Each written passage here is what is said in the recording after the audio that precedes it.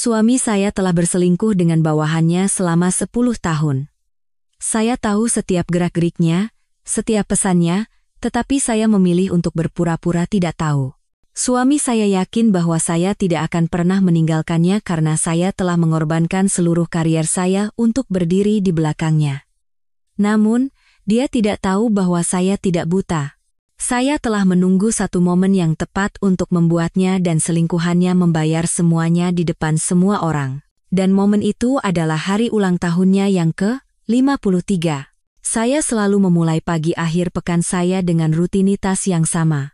Di penthouse kami yang terletak di kawasan Sudirman, Jakarta, saya akan menyiapkan sarapan ala barat yang sempurna untuk suami dan putra saya, menata meja, menyeduh teh, dan membuat kopi. Dari luar, siapapun akan iri dengan apa yang mereka sebut sebagai keluarga bahagia saya. Namun, hanya saya yang tahu bahwa semua ini hanyalah sebuah drama yang telah berlangsung terlalu lama. Pagi itu pun sama. Saat saya meletakkan sepotong roti panggang renyah di atas piring, saya mendengar langkah kaki putra saya yang familiar turun dari lantai atas. "Bunda, wangi rotinya enak sekali. Saus buatan Bunda memang yang terbaik." Sepertinya tidak ada teman di sekolahku yang sarapannya seenak ini. Saya tersenyum dan mengelus lembut kepala putra saya, berkata dengan suara hangat, "Kamu harus makan yang banyak agar bisa tumbuh besar seperti teman-temanmu." Pintu kamar terbuka, dan suami saya, Baskara Wijaya, keluar dengan pakaian olahraganya. Jam tangan mewah yang berkilauan masih melingkar di pergelangan tangannya. Dia berjalan lurus ke meja makan, duduk di kursi tanpa memandang siapapun, lalu dengan ringan mengulurkan tangan kirinya ke arah saya. Tanpa perlu berkata-kata, saya tahu apa yang dia inginkan. Saya dengan tenang meletakkan secangkir kopi panas yang sudah disiapkan ke tangannya dan mengajukan pertanyaan yang biasa saya ajukan. "Pagi ini mau pergi kemana?" Dia menyesap kopinya tanpa mengangkat kepala. "Main golf dengan partner baru. Perusahaan akan segera mendapatkan kontrak besar." Saya mengangguk dan berkata dengan lembut, "Hati-hati di jalan, ya. Nanti malam aku akan siapkan makanan kesukaanmu, jadi pulanglah lebih awal." Dia mengangguk sekilas, matanya masih terpaku pada layar ponselnya, lalu menoleh ke putra kami dan berkata dengan nada bangga, "Dimas, belajar yang rajin, ya. Nanti kamu harus mewarisi perusahaan ayah." Dimas buru-buru menelan roti yang sedang dikunyahnya dan menjawab, "Iya, baik, ayah." Hening sejenak. Saya memandangi ayah dan anak yang duduk di hadapan saya. Yang satu sibuk memperluas kerajaan bisnis digitalnya, yang lain masih muda dan mengagumi sosok ayahnya yang sukses. Dan saya, di antara dua generasi itu, hanyalah sosok yang melayani, merawat, dan menjadi pendukung setia, seperti bayangan. Keesokan siangnya, angin mulai berhembus di Jakarta. Dimas meminta izin kepada saya untuk pergi ke sebuah toko buku besar di dekat Plaza Indonesia untuk membeli buku latihan bahasa Inggris untuk ujian masuk universitas. Dia bilang akan kembali dalam waktu sekitar 1 jam. Namun, setelah 2 jam berlalu, ponselnya tidak aktif, dan saya mulai cemas. Saya segera mengenakan jaket, mengambil kunci mobil, dan melaju menembus keramaian lalu lintas jam pulang kerja. Ketika saya berbelok ke sebuah kafe kecil yang tersembunyi di belakang sebuah gedung apartemen, saya menemukan Dimas duduk sendirian di sudut ruangan, wajahnya pucat pasi. "Dimas, kamu membuat Bunda khawatir. Ada apa?" Anak itu tidak menjawab dan langsung menangis terseduh-seduh. Saya memegang erat bahunya. "Tenang. Coba ceritakan pada Bunda. Ada apa? Kenapa kamu menangis? Apa ada yang mengganggumu?" Dengan napas tersengal-sengal, anak itu berkata, "Bunda, aku melihat ayah." Saya terdiam sejenak, dan rasanya seperti ada jenderang besar yang ditabuh di dalam kepala saya. "Kamu melihat ayah di mana? Bukankah dia pergi main golf?" Dimas menggelengkan kepala, air matanya terus mengalir. "Di gedung seberang sana. Aku melihat mobil ayah terparkir di sana, jadi aku berlari untuk menyapanya. Tapi aku melihat ayah keluar bersama barannya." Saya menggenggam tangan putra saya erat-erat, suara saya sedikit bergetar. "Sekretaris ayah?" Dimas terus mengangguk sambil terisak. "Iya. Sekretaris yang sering datang ke rumah itu. Ayah. Ayah merangkul pinggang wanita itu, dan tepat di depan lobi, mereka berciuman di pipi. Jantung saya serasa mencelos, tetapi saya tidak menunjukkan air mata. Saya membungkuk dan menyeka pipi putra saya. Dimas, lihat Bunda. Tenang dulu. Ada hal-hal orang dewasa yang belum kamu mengerti. Bunda ada di sini. Namun, Dimas menepis tangan saya dan berdiri, suaranya pecah. Aku melihat semuanya, Bunda. Ayah telah membohongi Bunda. Dia mengkhianati kita. Aku benci Ayah. Saya menarik Dimas untuk duduk kembali. Dimas, dengarkan Bunda. Apa yang kamu lihat hari ini, kamu harus berjanji pada Bunda. Ini hanya rahasia kita berdua. Jangan katakan pada siapapun, bahkan pada Ayah. Bisa berjanji? Dimas menatap saya dengan mata yang dipenuhi amarah dan luka. Tapi kenapa kita harus menyembunyikannya? Kenapa Bunda tidak melakukan apa-apa? Apa Bunda tidak marah pada Ayah? Saya meletakkan tangan di bahu putra saya dan berkata perlahan, marah. Tentu saja Bunda marah. Tapi tidak semua kemarahan bisa diungkapkan begitu saja. Ada hal-hal yang Bunda minta kamu untuk diam sejenak. Bisakah kamu berjanji pada Bunda sedikit lebih lama lagi? Dimas menundukkan kepalanya, mengepalkan tinjunya, lalu mengangguk kecil. Iya. Aku janji. Saya memeluk putra saya erat sekali lagi.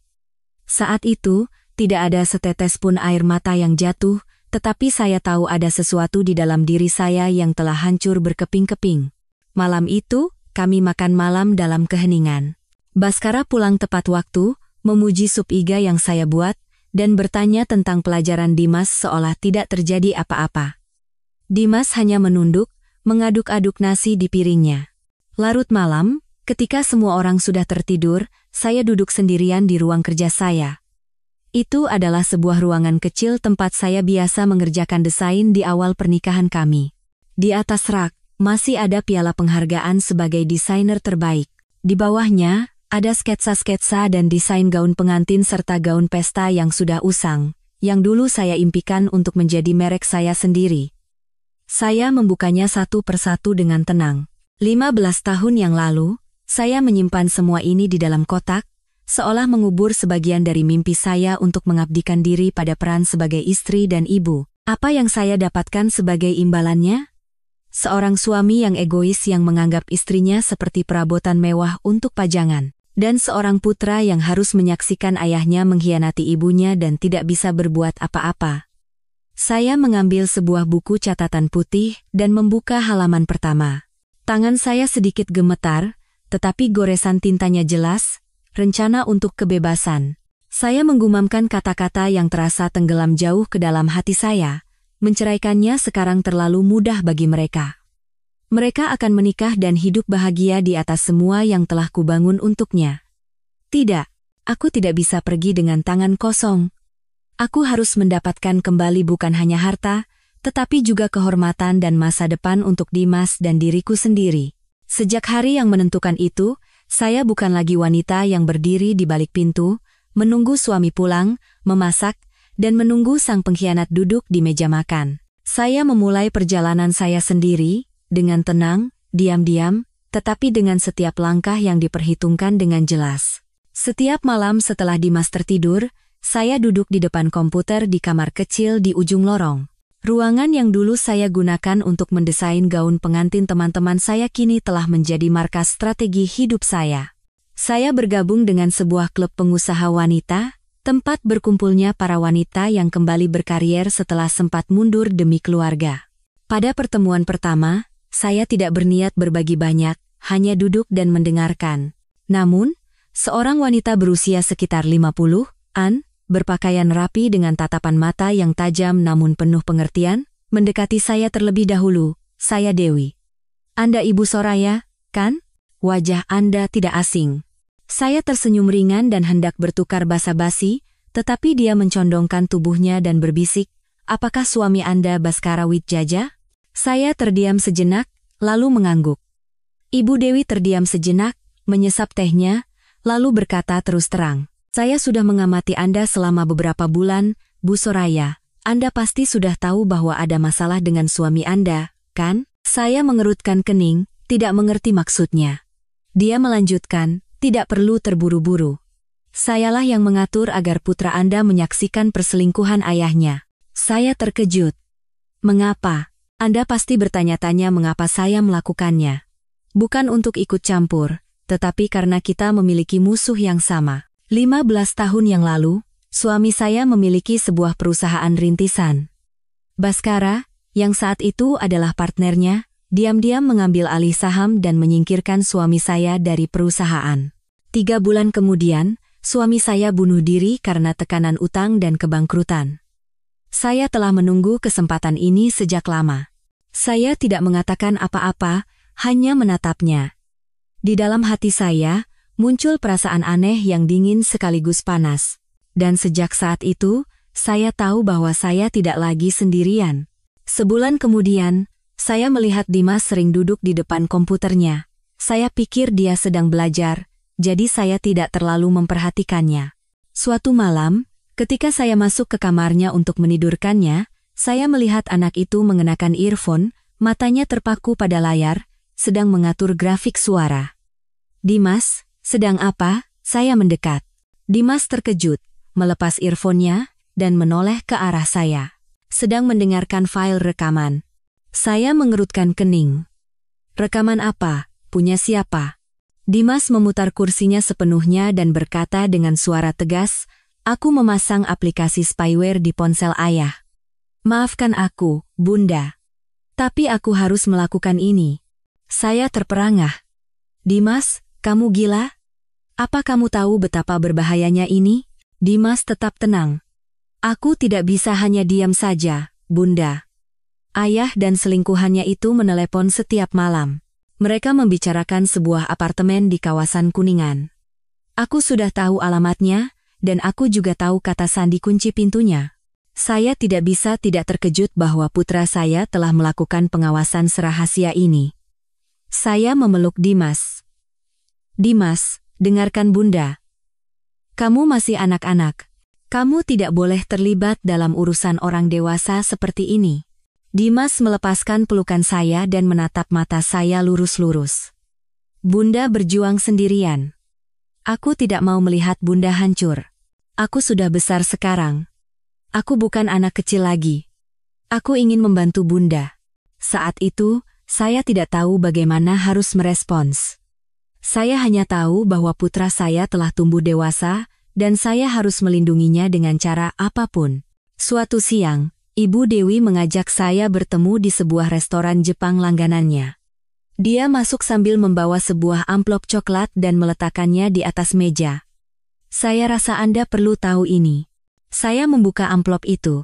Di dalamnya ada foto Rania, yang sedang memasuki Hotel Grand Hyatt Jakarta, sambil membawa sebuah tas kerja. Pria yang bersamanya adalah Handoko, direktur utama sebuah perusahaan teknologi raksasa yang merupakan pesaing langsung perusahaan suami saya. Saya langsung bertanya, "Sudah berapa lama mereka bertemu?" "Saya sudah mengawasinya selama 3 minggu. Rata-rata mereka bertemu 2 kali seminggu." Dugaan saya benar. Rania bukan sekadar selingkuhan, dia adalah mata-mata industri yang mencoba mencuri informasi tentang proyek Garuda. Saya bersandar di kursi. Pikiran saya kosong selama beberapa detik, lalu saya berkata pelan, "Jika proyek itu gagal, perusahaan suami saya akan hancur, dan harta saya serta Dimas akan lenyap seperti asap." Ibu Dewi mengangguk dengan serius. "Ini bukan lagi soal balas dendam. Ini medan perang. Jika kita tidak menyerang lebih dulu, orang lain akan menginjak-injak kita tanpa ampun." Saya tersenyum pahit, suara saya menjadi dingin. "Tidak ada yang boleh menggunakan apa yang telah kubangun untuk menghancurkanku. Dengan cara apapun, inti terakhirnya akan kulindungi." Segera setelah menemukan hubungan mencurigakan antara Rania dan Handoko, saya tahu saya tidak bisa tinggal diam lagi. Saya bertemu dengan Ibu Dewi di kantor pribadinya di sebuah restoran mewah. "Bu Dewi, apakah Ibu pernah menyewa detektif swasta yang bisa melacak transaksi ilegal?" tanya saya dengan suara tenang namun tegas. Ibu Dewi meletakkan cangkir kopinya. Matanya tidak menunjukkan keterkejutan. Kamu ingin melacak suamimu? Atau Handoko? Keduanya. Dan juga Rania. Dia tidak bertanya lebih lanjut dan mengangguk. 3 hari kemudian, dia memberikan sebuah map kepada saya. Di dalamnya terdapat laporan terperinci dari seorang detektif swasta yang telah mengikuti setiap gerak-gerik Rania selama 2 minggu. Saya membuka map itu ke halaman yang berisi foto-foto berwarna. Dalam foto itu, Rania duduk di sebuah kafe yang sepi, mengenakan kacamata hitam, menyerahkan sebuah USB perak kepada seorang pria yang mengenakan lencana asisten eksekutif perusahaan Handoko. Itu senjatanya, kata Ibu Dewi pelan. Jika di dalam USB itu ada data proyek Garuda, maka perusahaanmu sama saja seperti menyerahkan jantungnya kepada pesaing.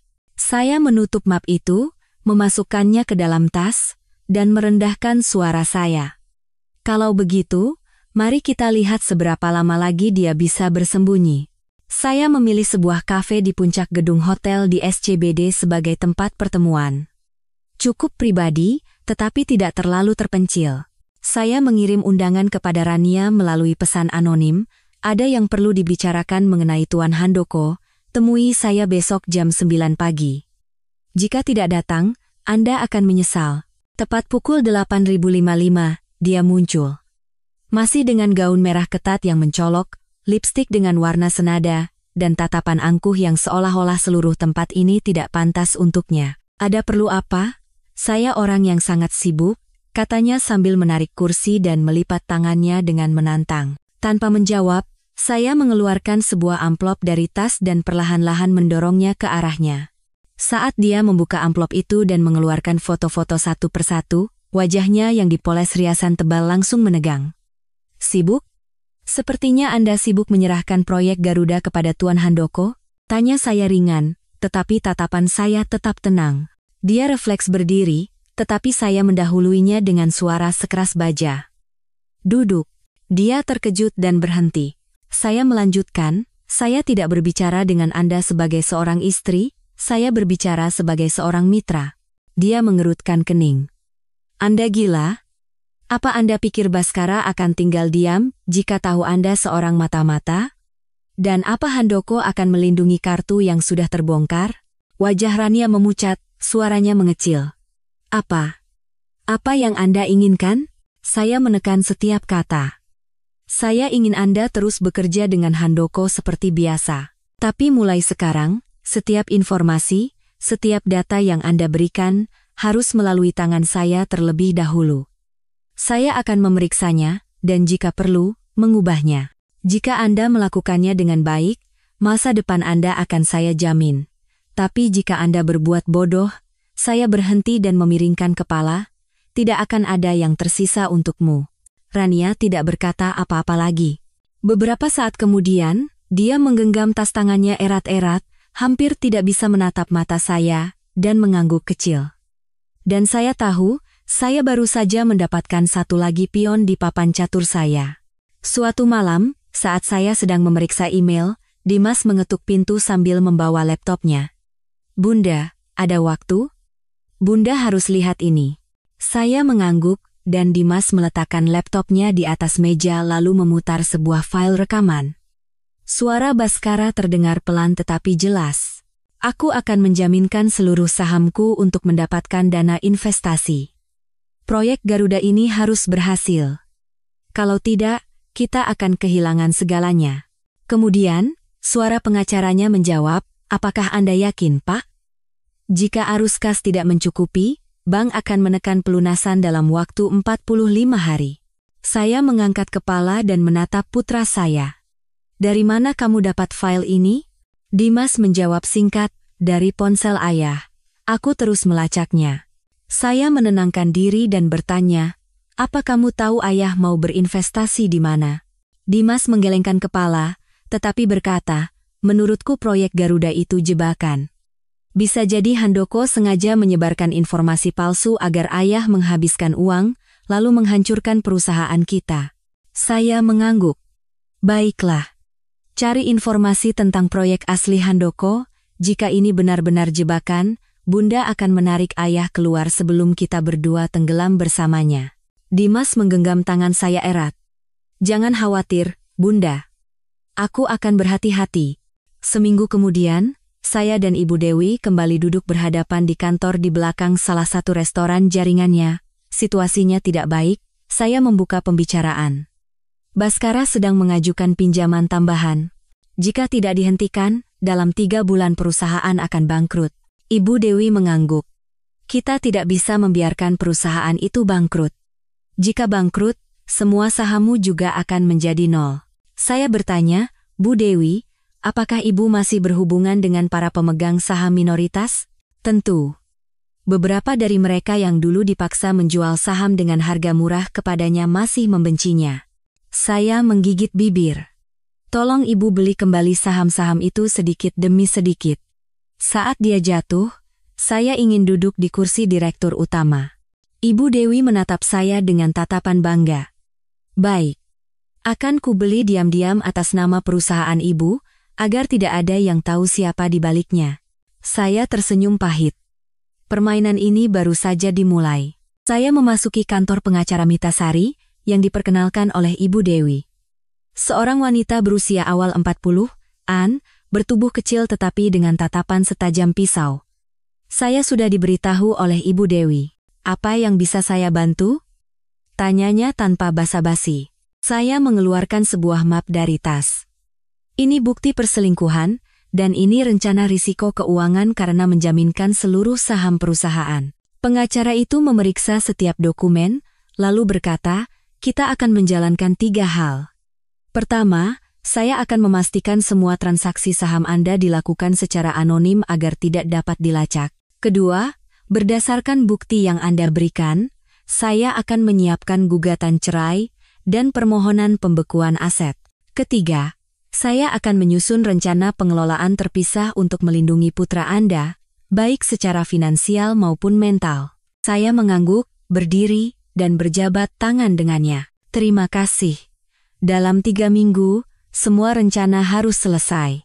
Tepat 3 minggu lagi, di hari ulang tahunnya yang ke-53, panggung itu akan disiapkan. Malam itu, saat saya sedang membereskan beberapa dokumen terkait pemegang saham di ruang kerja, pintu terbuka dengan kasar. Dimas masuk dengan wajah pucat, dan di iPad di tangannya, sebuah berita kilat terpampang jelas. Bunda, lihat ini. Anak itu terengah-engah sambil menyodorkan layar ke hadapan saya. Saya membaca judul berita itu, pihak Handoko umumkan proyek teknologi terobosan Nusantara, ancaman langsung bagi Garuda pesaing. Saya sengaja mengerutkan kening. Ini mirip dengan proyek Garuda milik ayah, ya. Bukan hanya mirip, Bunda. Jauh lebih unggul. Aku baru saja menonton konferensi persnya. Pihak mereka mengumumkan teknologi inti yang memungkinkan integrasi AI secara real-time. Punya ayah masih dalam tahap uji coba. Saya mengangguk dan meletakkan iPad, tetapi Dimas tidak berhenti. Dia mengeluarkan earphone nirkabel dari sakunya, menyambungkannya ke ponselnya, lalu memberikannya kepada saya. Bunda, dengarkan ini. Ayah baru saja menelepon seseorang. Aku merekamnya dengan aplikasi. Saya sedikit mengerutkan kening tetapi memasang earphone. Suara Baskara yang familiar terdengar, tetapi sangat panik. Handoko.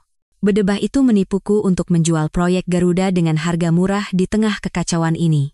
Jika ini terbongkar, aku bahkan tidak akan bisa mempertahankan posisiku sebagai direktur. Saya mendengarkan sampai di situ, dan tidak berkata apa-apa. Tanpa harus melihatnya membanting meja, melempar kursi, atau berteriak, hanya dengan mendengarkan saja, sudah cukup untuk merasakan wujud serigala tua yang taringnya telah dicabut semua. Saya melepas earphone, meletakkannya di atas meja, menghela napas panjang, lalu berkata pelan, sudah waktunya memulai tahap ini. Keesokan paginya, saya tiba di ruang rapat lantai 5 restoran Ibu Dewi. Di dalam ruangan, pengacara Mitasari dan Dimas sudah menunggu saya. Ibu Dewi membuka laptopnya dan menampilkan ringkasan kondisi saham di layar. Soraya. Pasar sedang panik. Saham perusahaan suamimu anjlok. Para pemegang saham kecil siap menjual, kita bisa mempercepat rencana kita 2 kali lipat. Dimas segera maju. Bunda, aku bisa melacak aliran pesanan jual-beli secara real-time. Jika ada saham yang tiba-tiba dijual murah, aku akan langsung memberitahu.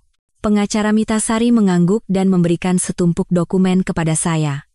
Semua prosedur hukum yang diperlukan untuk setiap tahap sudah saya siapkan. Semua transaksi akan dilakukan atas nama perusahaan Ibu Dewi, dan jika perlu, saya akan mendirikan dana anonim tambahan untuk membeli saham atas nama Anda. Saya menatap ketiga orang itu, dan pandangan saya tertahan lebih lama pada putra saya. Mari kita mulai. Setiap lembar saham, setiap sen uang yang lepas dari tangannya, aku ingin menarik semuanya ke tanganku. Kemudian saya menoleh ke pengacara Mita. Tolong segera ajukan permohonan pembekuan asetnya dengan alasan risiko tinggi dalam pengelolaan harta bersama suami istri di tengah krisis perusahaan. Pengadilan pasti akan menyetujuinya. Baik. Akan segera saya proses, jawab Mita Sari dengan tegas. Permainan secara resmi telah memasuki babak terakhir. Malam itu, saya sengaja masuk ke ruang kerja Baskara. Dia duduk sendirian, di atas mejanya ada segelas anggur yang belum habis. Cahaya lampu meja yang kekuningan menyinari wajahnya yang kuyu. Saya mendekat perlahan dan berkata dengan suara lembut, "Mas Baskara." Dia mengangkat kepala. Matanya lelah, tetapi ada secercah harapan saat melihat saya. "Kamu belum tidur?" Saya duduk di samping mejanya dan menuangkan sedikit anggur lagi untuknya. "Meskipun seluruh dunia memunggungimu, aku dan Dimas ada di sini. Kita masih punya keluarga, kan?" Dia tersenyum sedih. "Maaf sudah membuatmu khawatir." Saya dengan lembut meletakkan tangan saya di atas punggung tangannya. "Yang lalu biarlah berlalu. Sebentar lagi ulang tahunmu yang ke-53, kan? Aku ingin mengadakan pesta yang sangat besar untuk menunjukkan kepada semua orang bahwa kita masih kuat dan belum runtuh." Dia menatap saya dengan mata memerah. Kamu adalah istri terbaikku. Hadiah terbaik dalam hidupku." Saya tersenyum lembut seolah tidak terjadi apa-apa. "Percayalah padaku. Kali ini, semuanya akan berbeda." Saat itu, hanya ada satu pikiran yang bergema jelas di benak saya. Ya, semuanya akan berbeda. Karena malam ini adalah malam di mana aku akan melepaskanmu di atas panggung yang kau kira milikmu. Malam itu, aula perjamuan Hotel Bintang 5 itu seperti panggung teater yang megah. Karpet merah terbentang panjang, dan cahaya gemerlap dari lampu kristal memenuhi ruangan dengan kemewahan. Di depan cermin, saya merapikan gaun hitam berhias mutiara. Ini adalah gaun pemakaman untuk pernikahan saya yang berusia 25 tahun. Dimas membuka pintu dan masuk. Dia mengenakan setelan jas berwarna gelap dengan dasi yang rapi. Wajahnya masih kekanakan, tetapi tatapannya sudah dewasa, tidak seperti dulu. Bunda cantik sekali," kata Dimas sambil tersenyum dengan suara tenang. Saya melihat putra saya di cermin dan menghela napas pelan. "Maafkan Bunda, Nak. Hari ini kamu akan melihat pemandangan yang tidak menyenangkan." Dimas menggelengkan kepala, matanya tegas. "Tidak, Bunda. Aku ingin menyaksikan momen ini. Aku ingin melihat dengan mata kepalaku sendiri bahwa tidak ada orang yang bisa menginjak-injak orang lain tanpa membayar harganya."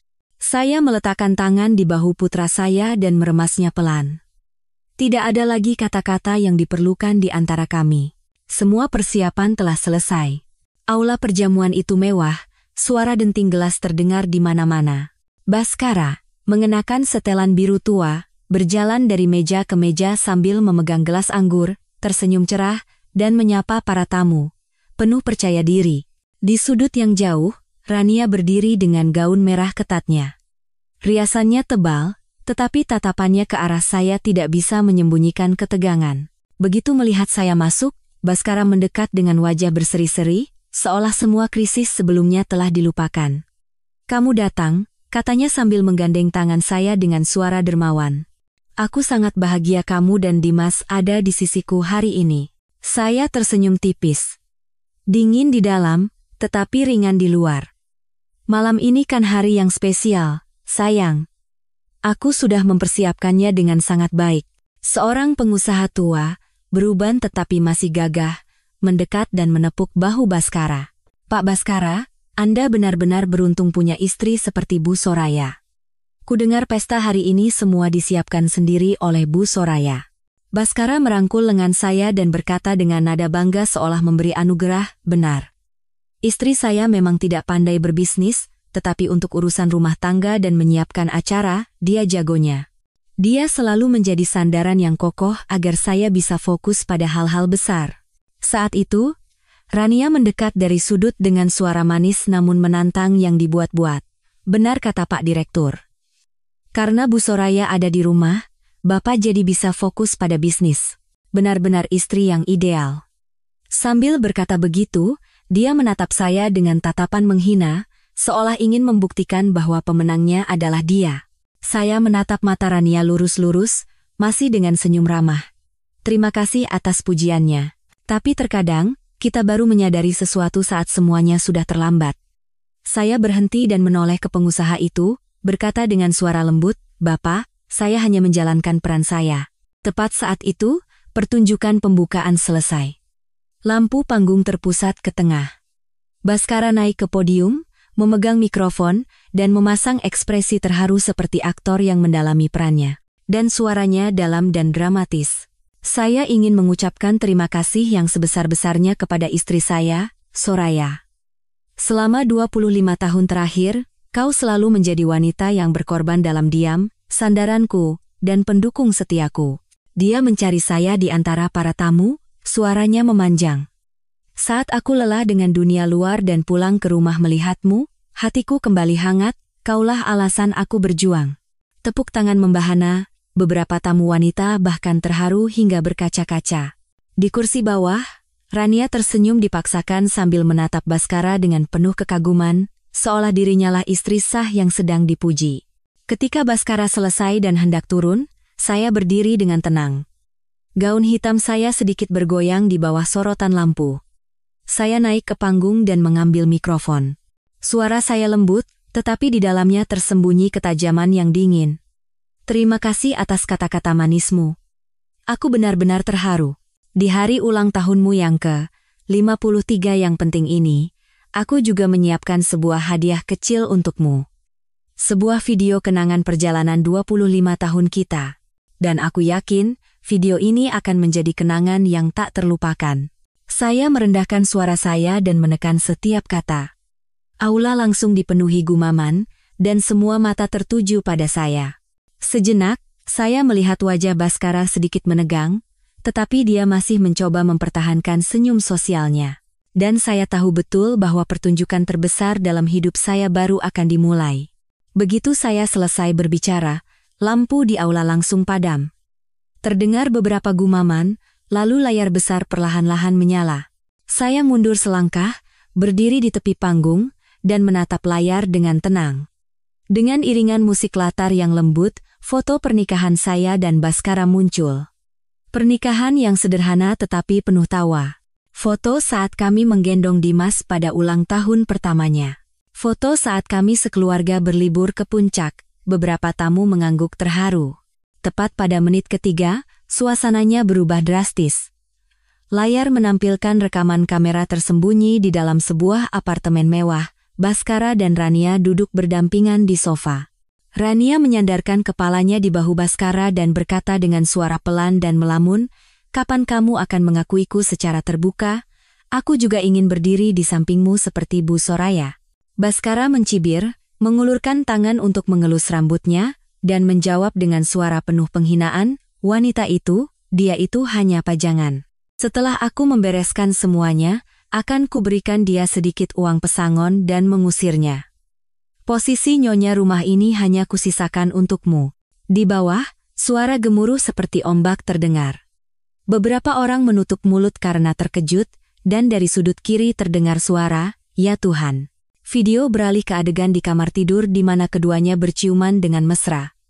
Saya mendengar suara seorang tamu wanita yang terperangah, "Astaga, tidak mungkin."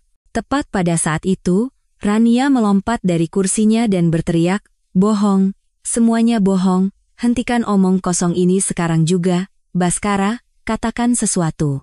Tidak ada yang menjawab. Video berlanjut dengan rekaman percakapan telepon Baskara dengan pengacaranya. Suaranya dingin dan datar. Sembunyikan semuanya. Jangan sampai Soraya tahu. Wanita itu hanya bayangan di rumah. Seharian hanya di dapur. Apa yang dia tahu tentang bisnis? Jika terjadi sesuatu, semuanya harus jatuh ke tangan saya dan orang-orang yang berhak. Lampu menyala, dan semua mata tertuju ke panggung. Wajah Baskara pucat pasi, keringat membasahi dahinya.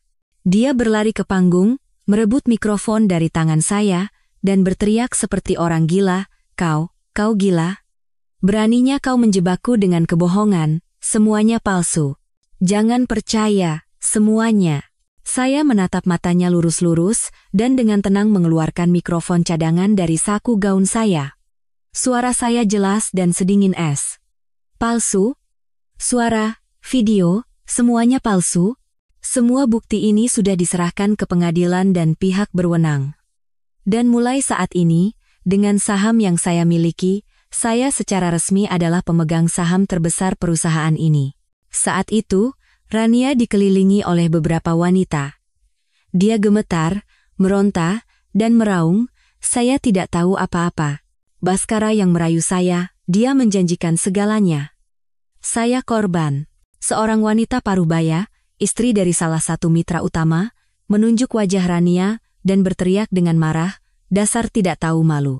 Apa kau bangga mendapatkan uang dan kehormatan dengan menjual tubuhmu, mendapatkan kebahagiaan di atas air mata orang lain? Dasar tidak punya muka. Di tengah kekacauan itu, pengacara Mita Sari naik ke panggung dan membuka sebuah map. Tuan-tuan dan nyonya-nyonya, kami, sebagai kuasa hukum Ibu Soraya, secara resmi telah mengajukan gugatan cerai sepihak ke pengadilan. Selain itu, berdasarkan bukti penggelapan dan penyelewengan dana, kami telah meminta pembekuan seluruh aset pribadi Tuan Baskara untuk tujuan penyelidikan. Baskara terhuyung-huyung, matanya terbelalak, wajahnya membiru. Dia berteriak putus asa, kalian menjebakku, aku akan menuntut kalian semua. Kalian akan membayarnya. Lalu, dia kehilangan kendali, terhuyung beberapa langkah, dan jatuh pingsan di atas panggung di tengah seruan kaget para hadirin. Seseorang berteriak, cepat panggil ambulans. Saya turun dari panggung. Di belakang saya, tertinggal teriakan, sirene ambulans, dan tatapan mata yang tak terhitung jumlahnya. Dimas sudah menunggu di depan pintu.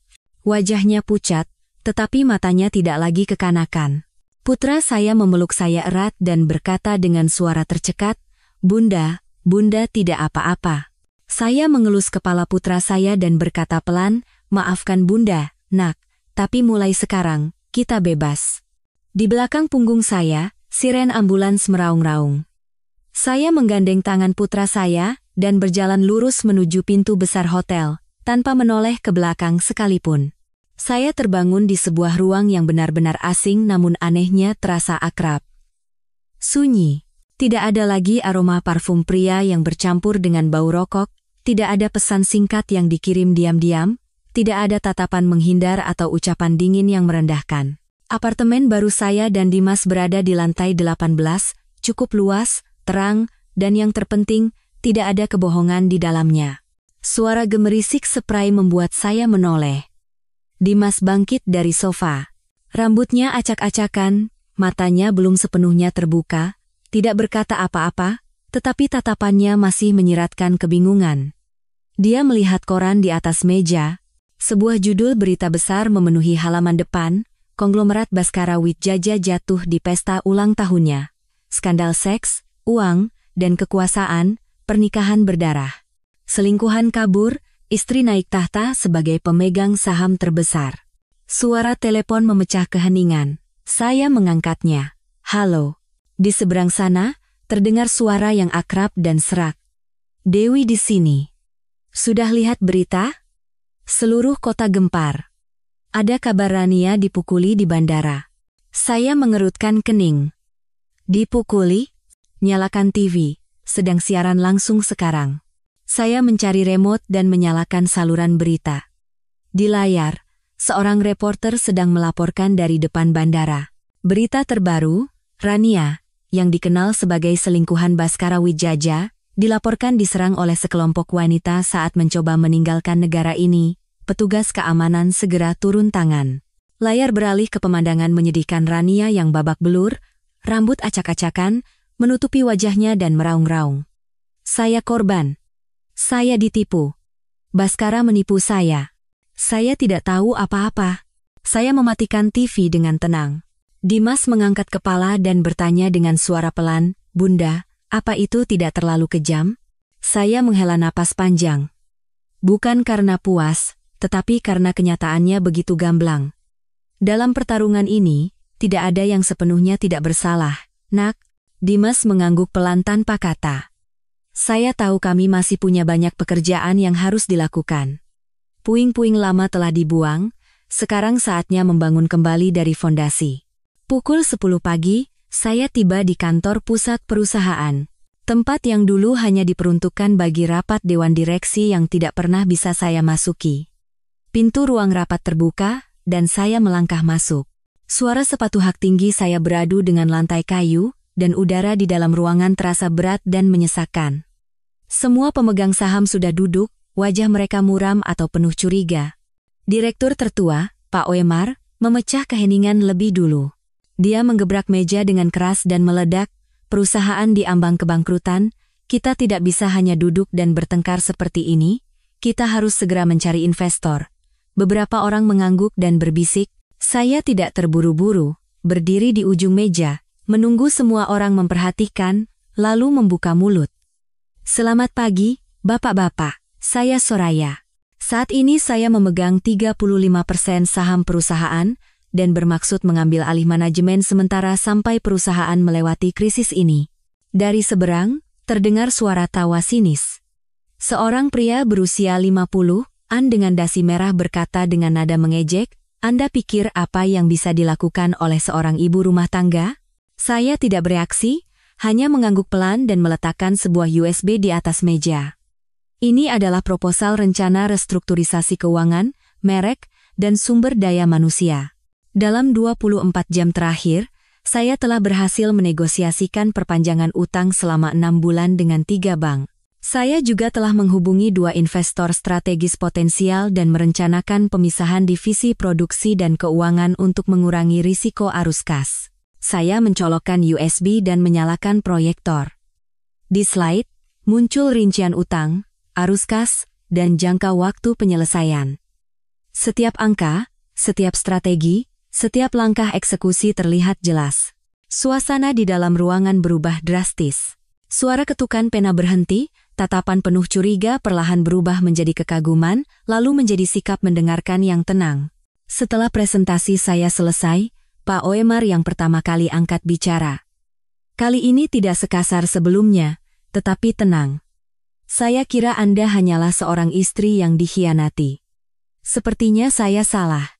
Saya menatapnya dan berkata dengan lembut, "Saya dulu seorang desainer. Saya pernah mengelola proyek mode dengan anggaran lebih dari 10 miliar rupiah. Tapi saya melepaskannya demi keluarga. Sekarang saya kembali bukan untuk balas dendam, tetapi untuk melindungi hal-hal yang layak dipertahankan." Ruang rapat menjadi sunyi senyap. Saya tahu pertarungan ini masih panjang, tetapi hari ini, saya berhasil mengambil langkah pertama. Sore itu, hujan tidak deras, tetapi turun dengan rintik yang seolah masih menyisakan perasaan berat dari pesta naas itu. Saya duduk di ruang tamu, menenangkan pikiran sambil perlahan-lahan membolak-balik dokumen keuangan yang dikirim oleh pengacara Mita Sari. Bel pintu berbunyi. Suara dingdong yang menggema di ruang sunyi itu membuat saya terkejut sejenak. Saya bangkit dan membuka pintu, lalu saya membeku di tempat. Pria yang berdiri di depan saya bukan lagi pria yang dulu penuh percaya diri, glamor, dan masuk ke ruangan manapun dengan tatapan angkuh.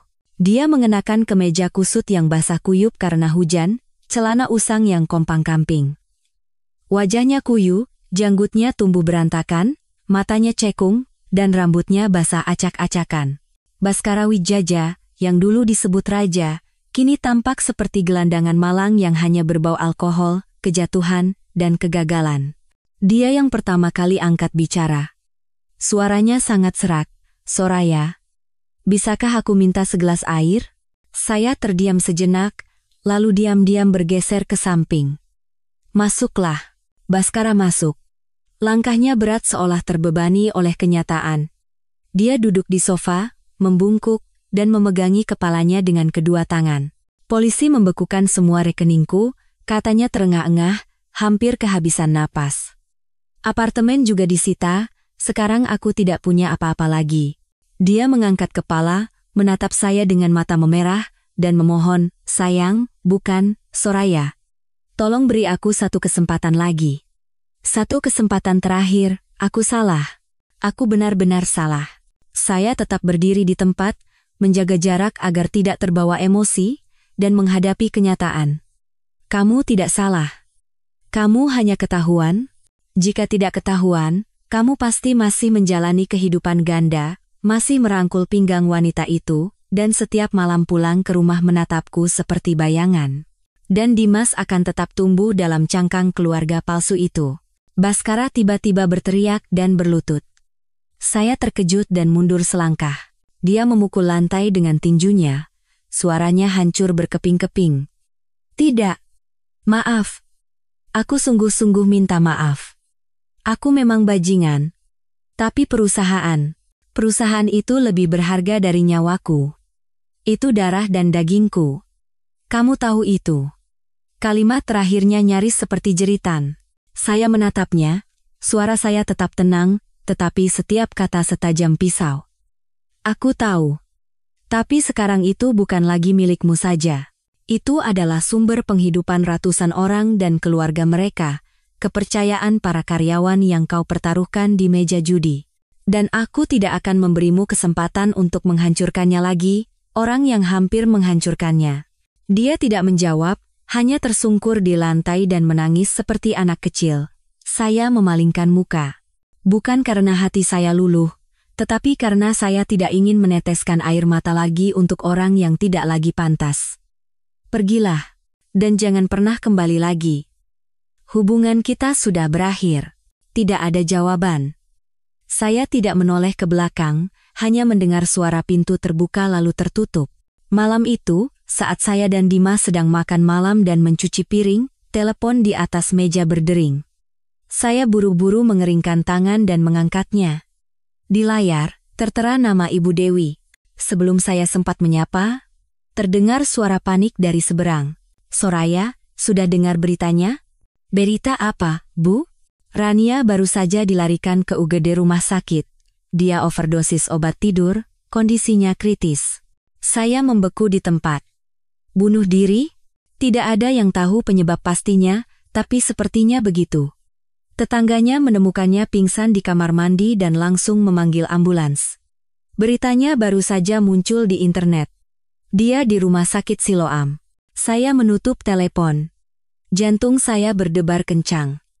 Dimas menatap saya dengan cemas. Ada apa, Bunda? Masuk ke mobil. Ikut Bunda. Kemana? Rumah sakit. Kami tiba sekitar 20 menit kemudian. Gerimis turun. Koridor rumah sakit berwarna putih dan dingin, bau disinfektan menusuk hidung. Saya berlari ke meja resepsionis. Pasien atas nama Rania yang baru masuk UGD ada di mana? Perawat menunjuk ke lantai 3. Saya dan Dimas bergegas masuk ke lift. Begitu kami tiba, pintu UGD terbuka. Seorang dokter parubaya keluar sambil melepas maskernya. Matanya lelah tetapi ada raut lega. Keluarga pasien? Untungnya ditemukan tepat waktu. Kami sudah melakukan bilas lambung dan memberikan infus. Krisisnya sudah terlewati dan sedang dalam masa pemulihan. Saat saya hendak menghela napas lega, dia ragu-ragu dan merendahkan suaranya. Tetapi, janin yang berusia sekitar 3 bulan tidak bisa diselamatkan. Dia keguguran. Saya membeku di tempat, tangan dan kaki saya terasa dingin. Hamil? Ya. Kami menemukannya saat melakukan USG dan tes darah. Sangat disayangkan. Saya mundur selangkah dan bersandar di dinding untuk menjaga keseimbangan. Dimas memegang tangan saya dengan cemas. Bunda, tidak apa-apa? Saya mengangguk tetapi tidak bisa berkata apa-apa. Beberapa jam kemudian, Rania dipindahkan ke ruang pemulihan. Saya dan Dimas mengawasinya dari balik jendela kaca. Wajahnya pucat, bibirnya tidak berwarna, dan di tangannya terpasang infus. Suara bip-bip teratur dari monitor detak jantung terdengar. Menjelang tengah malam, dia mulai bergerak sedikit. Saya menyuruh Dimas menunggu di luar dan masuk ke dalam kamar. Saat saya mendekat, dia membuka mata. Pupil matanya kosong. Beberapa detik kemudian, tatapannya jatuh ke wajah saya. Begitu mengenali saya, seluruh tubuhnya menegang, dan matanya langsung dipenuhi ketakutan dan kebencian. Dia mencoba bangkit sedikit, suaranya lemah tetapi penuh racun. "Kenapa kamu di sini? Mau melihat betapa menyedihkannya aku? Mau menertawakan aku yang kehilangan segalanya? Bahkan anak dalam kandunganku?" Saya hanya menatapnya, seolah melihat cermin yang pecah. "Aku kesini bukan untuk menertawakan siapapun. Aku datang karena aku juga seorang wanita. Aku mengerti rasa sakitnya kehilangan anak yang kau kira akan menjadi ibunya. Siapapun ibunya, dalam situasi apapun, kehilangan nyawa adalah penderitaan yang tak terbayangkan." Saat itu, Rania menangis. Bukan lagi tangisan palsu dari selingkuhan licik seperti dulu. Itu adalah tangisan yang sesungguhnya, tercekat, terputus-putus, dan hancur. Dia terisak dan berteriak dalam keputusasaan, Aku hanya ingin hidup lebih baik. Kupikir dia mencintaiku, kupikir kami bisa membangun keluarga. Tapi begitu aku tidak berguna lagi, dia membuangku seperti sampah. Handoko mengancam akan menghabisiku jika aku buka mulut. Aku tidak tahu akan berakhir seperti ini. Aku benar-benar bodoh." Saya menatapnya. Tidak ada lagi kemarahan atau belas kasihan. Hanya kesedihan yang tak terlukiskan yang meresap ke dalam hati saya. Setiap orang harus membayar harga atas pilihannya. Aku, kamu, Baskara, tidak ada yang bisa selamanya lari dari konsekuensi. Tapi kamu selamat. Kamu selamat setelah melalui penderitaan itu. Mulai sekarang, hiduplah untuk dirimu sendiri. Rania tidak menjawab, hanya memalingkan wajah ke dinding. Air matanya mengalir di atas bantal putih. Saya bangkit dan keluar. Pintu kamar tertutup di belakang saya. Saya melihat Dimas. Putra saya masih di sana, menunggu dengan tenang. "Bunda, bagaimana keadaannya?" Saya mengelus kepala putra saya dan menjawab pelan, dia baru saja mulai memahami apa itu konsekuensi. Keesokan paginya, saat saya sedang meninjau rencana penghematan biaya kuartal berikutnya, telepon berdering, itu Ibu Dewi. Begitu saya angkat, terdengar suara tegang. "Soraya, berita darurat, Handoko sekarang diam-diam membeli saham melalui beberapa anak perusahaannya. Dia mendekati para pemegang saham kecil dengan harga yang sangat rendah. Niatnya adalah menelan seluruh perusahaan." Saya terdiam beberapa detik, lalu bertanya, "Berapa harganya?" "Sekitar 40% dari nilai real saat ini." Saya mengepalkan tinju dan merendahkan suara. Memanfaatkan kekacauan perusahaan, persis seperti cara dia menipu Baskara untuk menjual proyek Garuda dengan harga murah. Ibu Dewi melanjutkan, "Pengacara Mita juga baru saja menelepon. Kita bisa menuntutnya atas tuduhan persaingan tidak sehat dan manipulasi pasar." Saya bangkit dan berjalan ke jendela. Memandang barisan mobil yang mengalir di bawah, saya berkata dengan tegas, "Tidak. Saya tidak mau menang secara hukum." Ibu Dewi terkejut. "Lalu bagaimana?" "Saya ingin mengalahkannya secara komersial, dengan senjata yang sama yang dia gunakan untuk menjatuhkan Baskara, persiapan yang matang." Saya menutup telepon, membuka laptop, dan dengan cepat menelusuri laporan keuangan, struktur kepemilikan saham, dan daftar mitra. Lalu saya memanggil dengan keras, "Dimas, ada hal penting yang Bunda butuh bantuanmu." Beberapa saat kemudian, Dimas masuk dengan piyama sambil membawa segelas susu. "Ada apa, Bunda?" Saya menatap mata putra saya lurus-lurus dan berkata perlahan, "Seseorang mencoba merebut perusahaan kita. Perusahaan yang dibangun ayah, yang dipertahankan Bunda, dan yang akan kamu warisi. Bunda tidak akan pernah membiarkan itu terjadi. Apa kamu siap berdiri di samping Bunda?" Tanpa ragu sedikit pun, Dimas meletakkan gelas susunya dan mengangguk. "Jika Bunda berjuang untuk keluarga dan karyawan, aku juga akan ikut berjuang." 2 bulan setelah pesta ulang tahun yang menentukan itu, perusahaan masih belum pulih. Saya melihat data statistik di laptop saya. Penjualan turun 38%, dana ditarik dari 2 proyek, dan 68% eksekutif senior telah mengajukan pengunduran diri. Sekeras apapun saya berusaha, seluruh sistem sedang goyah. Senin pagi, saya menerima tawaran untuk bertemu dari Handoko. Saya tahu betul dia sedang bersiap-siap untuk menerkam, menghitung kepingan-kepingan perusahaan kami yang hancur. Saya setuju. Saya ingin mendengarnya langsung dari mulutnya. Kantornya berada di lantai 32 sebuah gedung pencakar langit yang menghadap ke pusat kota Jakarta. Luas, dingin, dan penuh keangkuhan. Seorang sekretaris membukakan pintu dan mengantar saya masuk, sementara dia dengan santai menuangkan teh dan duduk di kursi utama. "Selamat datang, Bu Soraya. Silakan duduk." Dia tersenyum dengan sopan yang membuat bulu kuduk merinding. Saya duduk di seberangnya, tidak menghindari tatapannya. Sepertinya kita tidak perlu berputar-putar. Handoko mengangguk dan mendorong selembar kertas ke arah saya. Situasi perusahaan ibu sekarang seperti lilin di depan angin, 68% eksekutif telah pergi, mitra-mitra membatalkan kontrak satu persatu. Saya akan memberikan tawaran yang adil. Jual perusahaan Anda kepada saya dengan harga ini. Saya tidak melihat angka itu. Saya menatapnya lekat-lekat dan berkata dengan suara datar, "Anda pikir saya akan menjual aset yang menjadi sandaran hidup ratusan orang kepada orang yang dengan sengaja menghancurkannya?" Dia bersandar dan melipat tangannya. "Siapa bilang saya yang menghancurkannya? Apa ada bukti? Kalaupun ada, dalam situasi sekarang, tanpa saya, berapa lama Anda bisa bertahan? Sebulan? 2 bulan?" Suaranya berbisik rendah seperti predator sebelum menerkam mangsanya. Saya berdiri dan berkata dengan suara tenang namun tegas, "Tuan Handoko, Anda telah membuat kesalahan dengan meremehkan seorang wanita, dan saya yakin kesalahan itu akan ada harganya." Saya melangkah lebih dekat dan menatap matanya lurus-lurus. "Saya tidak akan menjual. Dan perlu Anda ketahui, saya telah menemukan beberapa petunjuk yang berkaitan dengan mantan teman dekat Anda, Rania." Matanya berkedut, dan tangannya yang sedang mengangkat cangkir teh berhenti. Suaranya menjadi dingin. "Anda mengancam saya?" Saya tersenyum ringan, tetapi tatapan saya sama sekali tidak lembut. "Tidak. Hanya memberitahu Anda bahwa permainan kita baru saja dimulai, dan aturannya saya yang tentukan." Saya meninggalkan kantornya sebelum dia sempat bereaksi. 3 hari setelah pertemuan dengan Handoko, saya menerima pesan dari Pak Omar, direktur tertua yang menentang saya dengan keras pada rapat restrukturisasi pertama. Ketika saya masuk, Pak Omar sudah duduk, dan di seberangnya ada Pak Ridwan, yang terkenal prinsipil dan juga menentang Baskara.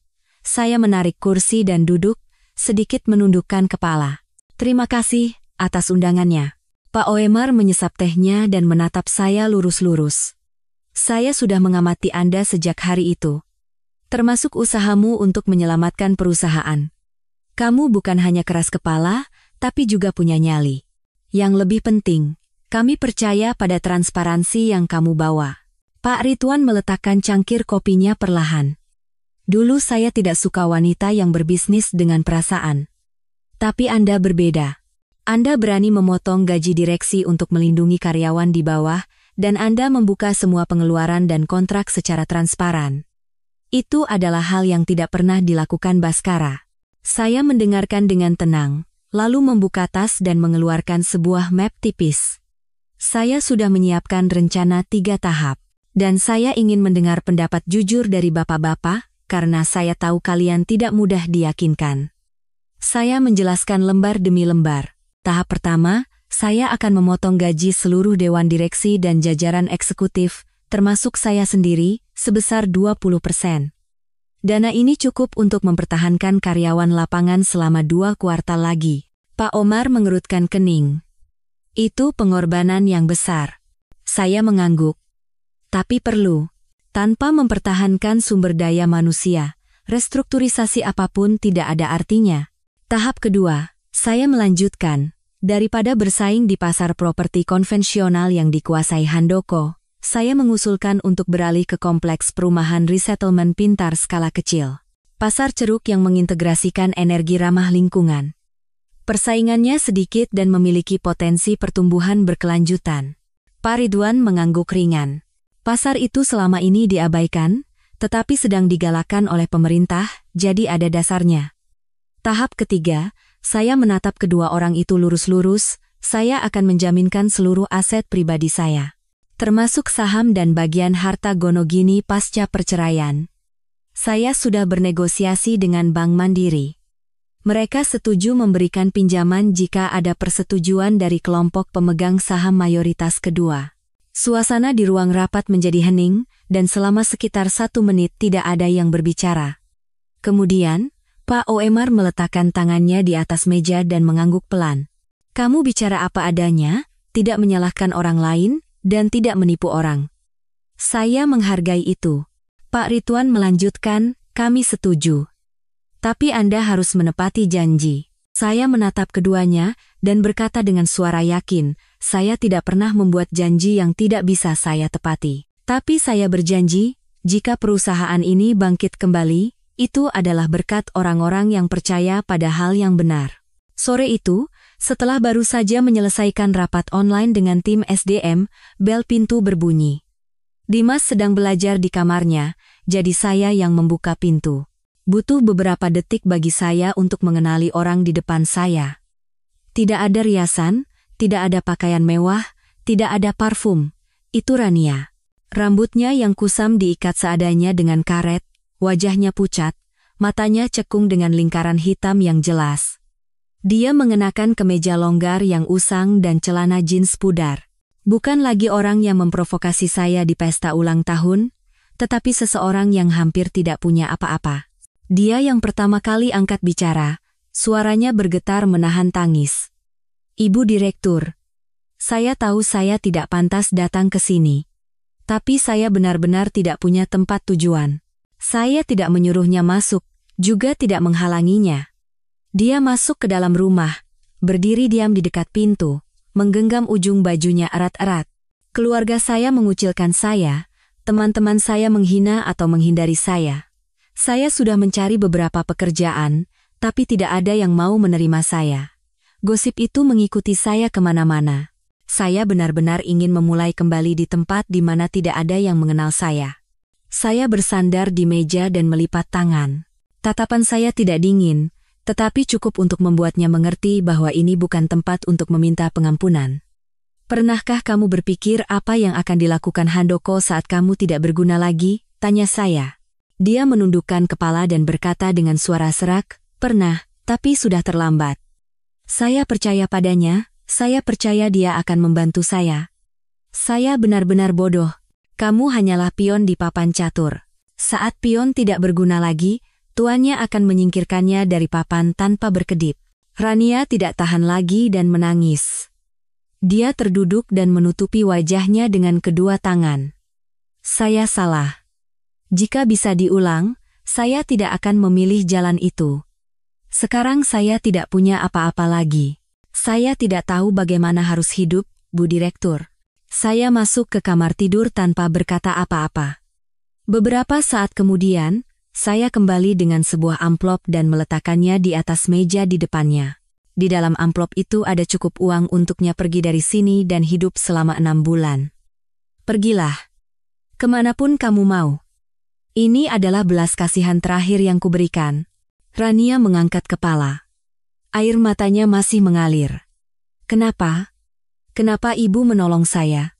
Mengingat apa yang telah saya lakukan. Saya menatap matanya lurus-lurus dan berkata dengan suara yang tidak keras tetapi jelas, karena saya tidak ingin ada orang yang harus memulai lagi dari titik minus. Saya pernah berada dalam keputusasaan, jadi saya tahu bagaimana rasanya. Tapi saya memilih untuk bangkit, dan kamu juga harus memilih. Rania menggenggam amplop itu erat-erat seolah itu adalah tali penyelamat terakhir yang bisa dipegangnya. Terima kasih. Sungguh, terima kasih. Saya tidak berkata apa-apa lagi, dan berbalik. Bukan karena dia pantas mendapatkannya, tetapi karena saya ingin mengakhiri masa lalu. Sebuah titik akhir yang tidak diwarnai oleh kebencian. Malam itu, setelah Rania pergi, saya duduk sendirian di ruang tamu. Cahaya kuning lembut menciptakan bayangan di dinding, Dan di laptop saya, proposal arus kas bulan depan masih terbuka, tetapi saya tidak bisa lagi berkonsentrasi. Saya bersandar di kursi dan menghela napas. Pintu kamar terbuka, dan Dimas mendekat sambil membawa sebuah buku catatan kecil. Tatapannya tidak lagi kekanakan seperti dulu. "Bunda belum tidur?" Saya tersenyum. "Kukira kamu sudah tidur." Dimas duduk di seberang saya dan meletakkan buku catatannya di atas meja. "Bunda, aku sudah berpikir. Aku tidak mau hanya menonton saja. Aku mau masuk ke perusahaan dan belajar dari hal yang paling nyata. Mulai sebagai anak magang juga tidak apa-apa, aku akan melakukan apapun yang Bunda perintahkan." Saya terdiam sejenak. "Dimas, Bunda tidak mau meletakkan beban ini di pundakmu. Kamu masih terlalu muda, dan sekarang belajar lebih penting." Dimas menggelengkan kepala, matanya jernih. "Bunda tidak tahu. Apa yang Bunda lakukan, cara Bunda berjuang, cara Bunda menanggung semuanya, itu membuatku bangga dan ingin melakukan lebih banyak lagi. Ini bukan beban, Bunda. Ini adalah apa yang telah Bunda pertahankan, dan aku juga ingin ikut menjaganya. Aku benar-benar ingin menjadi sandaran Bunda." Saya terdiam sejenak. Di mata saya, anak yang dulu gemetar ketakutan dan bertanya, "Apakah ayah tidak lagi mencintai Bunda?" kini telah menjadi seorang pria yang tahu tanggung jawabnya. Saya mendekat dan memeluk putra saya, suara saya merendah. "Terima kasih, Dimas. Tapi kamu harus berjanji pada Bunda. Belajar tetap yang utama." Dimas tersenyum dalam pelukan saya. "Aku janji. Tapi Bunda juga harus berjanji. Jika terlalu berat, Bunda akan berbagi denganku." Saya mengangguk. Itu adalah janji tanpa secarik kertas pun, tetapi itu menjadi titik balik besar tidak hanya bagi Dimas, tetapi juga bagi saya. Seminggu kemudian, ruang rapat Dewan Direksi penuh sesak, dan udaranya terasa berat dan menyesakkan. Semua anggota hadir, beberapa dengan harapan, beberapa masih menatap saya dengan curiga. Saya masuk sambil membawa map tebal, kepala tegak. Tidak ada lagi tatapan menghindar, tidak ada lagi langkah ragu. Pak Oemar yang pertama kali angkat bicara. "Bu Soraya, hari ini adalah rapat penentuan. Kami ingin mendengar rencana restrukturisasi Anda dengan jelas." Saya mengangguk, berdiri di tengah meja rapat, dan menyalakan proyektor. Saya menyebut ini rencana regenerasi. Kita tidak akan lagi bertahan di pasar konvensional di mana Handoko unggul. Sebaliknya, kita akan beralih ke pasar ceruk yang potensial, yang didorong oleh pemerintah dan belum memiliki pesaing kuat, bidang teknologi ramah lingkungan dan energi bersih. Seorang direktur yang dulu menentang saya dengan keras mengerutkan kening. "Idenya bagus, tapi dananya dari mana? Proyek seperti itu tidak murah dan pengembalian modalnya lama, sementara perusahaan sekarang kehabisan uang." Saya menjawab dengan tenang, "Saya akan menyediakan dana awal dengan menjaminkan aset pribadi dan seluruh saham saya. Termasuk harta gonogini, tabungan, bahkan rumah yang saya tinggali sekarang. Jika gagal, orang yang akan kehilangan segalanya adalah saya. Tapi jika berhasil, kita tidak hanya akan bertahan, tetapi juga akan membuka masa depan baru bagi perusahaan." Ruang rapat menjadi sunyi, hanya suara kipas angin di langit-langit yang terdengar. Pak Omar perlahan-lahan mengangguk, "Saya setuju." Pak Ridwan juga mengangkat tangan, "Saya juga." Disusul oleh tangan-tangan lain yang perlahan-lahan terangkat. Ada yang ragu, tetapi pada akhirnya semua setuju. Saya berdiri di sana dan dengan jelas merasakan perubahan tatapan yang ditujukan kepada saya. Bukan lagi istri yang dikhianati, wanita di belakang suami, saya adalah orang yang memegang kekuasaan, seorang pemimpin. 3 tahun kemudian, pada suatu pagi musim semi, 3 tahun setelah insiden itu, saya berdiri di depan sebuah gedung baru bernama Mutiara Group. Logo berwarna biru di dinding kaca berkilauan dengan jelas, merefleksikan perjalanan perubahan. Saya melewati pintu putar otomatis dan masuk ke ruang rapat manajemen.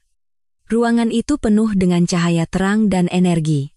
Dimas berdiri di depan, menunjukkan slide terakhir di layar besar. "Ibu dan para direktur, penjualan lini produk teknologi ramah lingkungan kuartal ini meningkat 300% dibandingkan 3 tahun lalu. Pangsa pasar di bidang baru ini mencapai 25%. Kita tidak hanya bertahan, tetapi juga memimpin di pasar ceruk ini. Saya duduk di kursi utama dan tersenyum tipis. Pak Omar mengangguk dan berkata dengan suara rendah, "Saya masih ingat dengan jelas hari rapat yang menentukan itu. Bu Soraya memilih jalan yang tidak ada yang berani pilih. Dan hari ini, saya harus mengakui bahwa itu adalah keputusan yang berani dan sangat bijaksana." Pak Ridwan membetulkan kacamatanya dan tersenyum jarang. Belum lagi fakta bahwa kita tidak memecat satupun karyawan inti, bahkan merekrut lebih dari 100 orang baru. Saya mengangguk. Saya juga bangga dengan angka-angka ini, tetapi saya lebih bangga dengan fakta bahwa kita berhasil mempertahankan 100% pekerjaan karyawan lama. Itulah nilai inti yang ingin saya kejar. Seorang manajer muda ragu-ragu mengangkat tangan. "Ibu Direktur, jika berkenan, bisakah Ibu memberikan satu nasihat untuk generasi muda seperti kami?" Saya menatap pemuda itu dan teringat pada diri saya sendiri yang dulu diam-diam menahan diri dan bingung di dapur yang mewah namun dingin. "Jangan takut gagal," kata saya perlahan. "Tapi jangan pernah kehilangan nurani dan kejujuran." Sore itu, saat sedang menunggu kopi di sebuah kafe kecil di dekat rumah, lonceng angin berbunyi, saya mengangkat kepala dan melihat Baskara. Dia mengenakan setelan usang, sepatu kulit yang sudah pudar, rambutnya memutih, dan wajahnya tidak lagi memiliki keangkuhan seperti dulu. Dia berdiri diam. Saya meletakkan cangkir kopi saya. "Duduklah." Dia duduk perlahan, setiap gerakannya seolah berat. "Soraya. Atau mungkin saya harus memanggil Anda Bu Direktur." Saya tidak menjawab, hanya menatapnya dengan tenang. "Saya sudah mengamati apa yang telah kamu capai. Jujur saja, saya tidak pernah membayangkannya. Dulu saya pikir sayalah yang menanggung segalanya, memahami pasar, menjadi tiang keluarga. Tapi ternyata, sayalah yang menghancurkan segalanya." Saya tidak memotong ucapannya. "Sekarang saya mengajar beberapa mata kuliah manajemen di universitas. Hidup saya tenang, tidak ada uang, tidak ada kekuasaan, tapi setidaknya saya punya waktu untuk merenung. Dan saya baru sadar betapa banyak yang telah saya rusak." Saya berkata pelan, "Mas Baskara, saya melakukan semua ini bukan untuk membalas dendam padamu. Saya hanya melakukan apa yang harus saya lakukan untuk melindungi orang-orang yang percaya pada saya." Dia mengangguk. Matanya menunjukkan kejujuran yang langka. "Saya ingin meminta maaf kepadamu, kepada Dimas, dan juga kepada Rania. Jika saja saya memotongnya. Masa lalu sudah berlalu. Saya tulus berharap kamu menemukan kedamaian di sisa hidupmu." Dia bangkit dan tersenyum sedih. "Terima kasih untuk segalanya." Dan sosoknya menghilang di balik jendela kaca. Untuk pertama kalinya, saya tidak lagi merasakan kebencian. Hanya melihat seorang pria yang membayar harga dengan kesendirian yang dingin.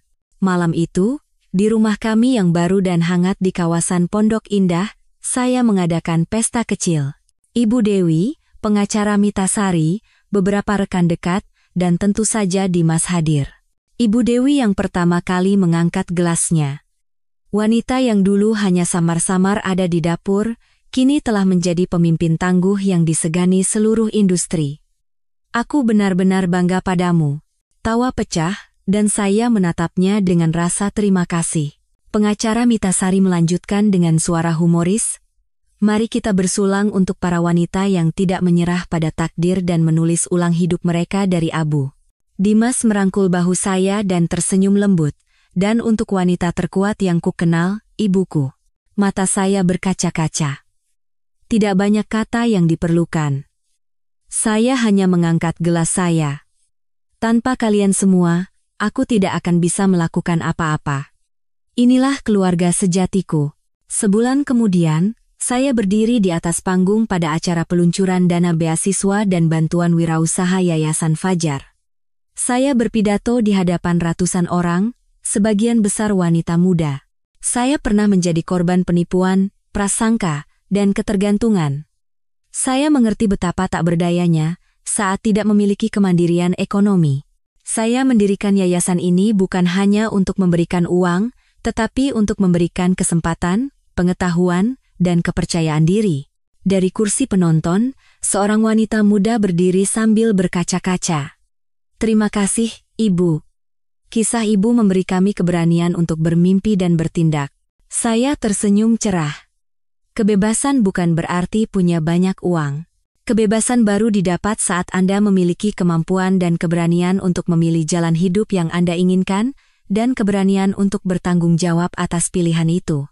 Tepuk tangan membahana, dan saya tahu hari ini, sebuah kunci untuk mematahkan belenggu tak terlihat dari takdir telah diberikan kepada generasi baru. Malam semakin larut, dan saya berdiri di balkon, memandangi kota yang berkilauan dengan lampu. Dimas mendekat, tangannya di saku celana. Ibu dan anak itu bersandar berdampingan di pagar. Bunda, setelah semua ini, apakah Bunda pernah menyesal? Saya menatap putra saya dan tersenyum. Tidak, Nak. Bunda sadar bahwa hidup itu seperti permata. Tanpa tekanan dan polesan, cahaya tidak akan pernah bisa menembus dan menciptakan keindahan. Bunda malah berterima kasih pada badai itu. Saya menggenggam tangan putra saya dan meremasnya pelan. Kebahagiaan bukanlah tujuan, melainkan perjalanan yang kita tempuh dengan berani. Dan Bunda akhirnya benar-benar bebas. Kamu juga harus ingat, jangan pernah menyalahkan kesulitan, jangan pernah menyerah pada takdir. Sebanyak apapun jalan berduri di depan, majulah dengan berani.